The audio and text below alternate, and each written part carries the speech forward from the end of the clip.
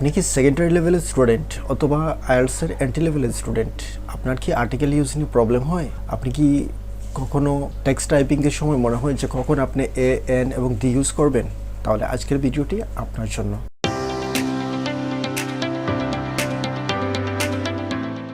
So পুরো ভিডিওটি দেখুন এবং প্রিভিয়াস পর্বে যে আর্টিকেলের যে ইউসেস নিয়ে আলোচনা করেছিলাম, আজকের ভিডিওতে আমরা পরবর্তী স্টেপ নিয়ে আলোচনা করব। So let's get started. আপনি যখন কোনো গ্রুপবদ্ধ বা সাধারণ সকলকে একসাথে বোঝাতে যাবেন, তখন এক্ষেত্রে ইউজ হবে এ। যেমন a group of people can do this, or a student should obey his teacher's advice.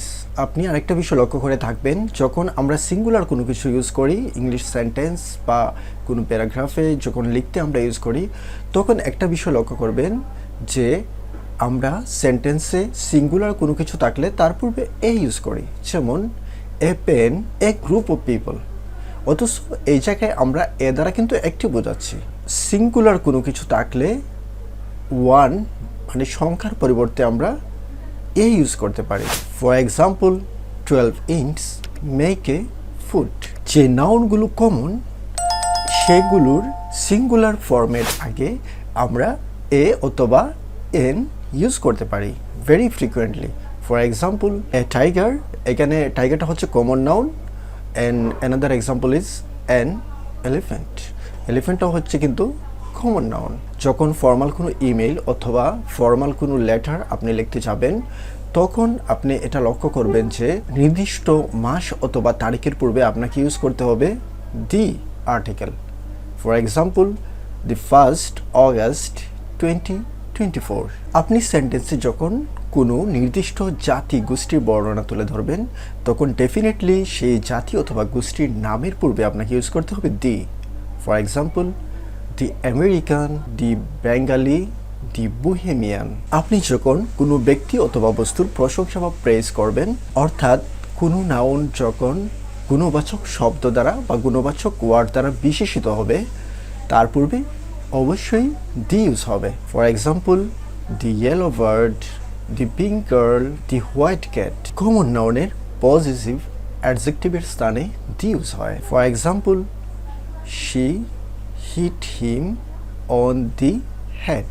পৃথিবীতে যা কিছু সিঙ্গুলার আছে, অর্থাৎ যার ইনস্ট্যান্ট কোনো কিছু নাই, এরকম বস্তুর পূর্বে আমরা দি ইউজ করতে পারি। For example the sun, the moon, the earth.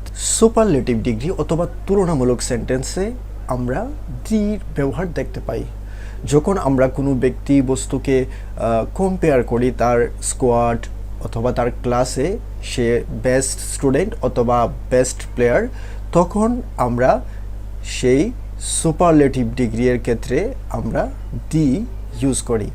For example she is the best student of the class. আমরা যখন কোনো প্যারাগ্রাফ লিখি, এটা আমাদের প্রতিনিয়ত লিখতে হয় বিভিন্ন ক্ষেত্রে, ফর্মাল অথবা ইনফর্মাল লেটার অথবা পার্সোনাল ইউজেসেও আমরা অনেক সময় টাইম বা ডেটের ইউজ করি। সো এক্ষেত্রে সংখ্যাবাচক কোনো কিছু নির্দেশ করতে তার পূর্বে আমরা দি ইউজ করতে পারি, কিন্তু এটা মনে রাখতে হবে যে রোমান সংখ্যার পূর্বে কিন্তু দি ইউজ হয় না। For example the second, the fifth, the seventh. Article ইউজেসের আরেকটি ইন্টারেস্টিং বিষয় হচ্ছে গিয়ে কোনো নির্দিষ্ট বাদ্যযন্ত্র, দ্যাটস মিনস কোনো সঙ্গীতে ইউজ হয় এমন কোনো ইনস্ট্রুমেন্টের পূর্বে দি ইউজ হয়। For example the piano, the guitar, the flute. ভিডিওটি দেখার জন্য আপনাদেরকে অসংখ্য ধন্যবাদ।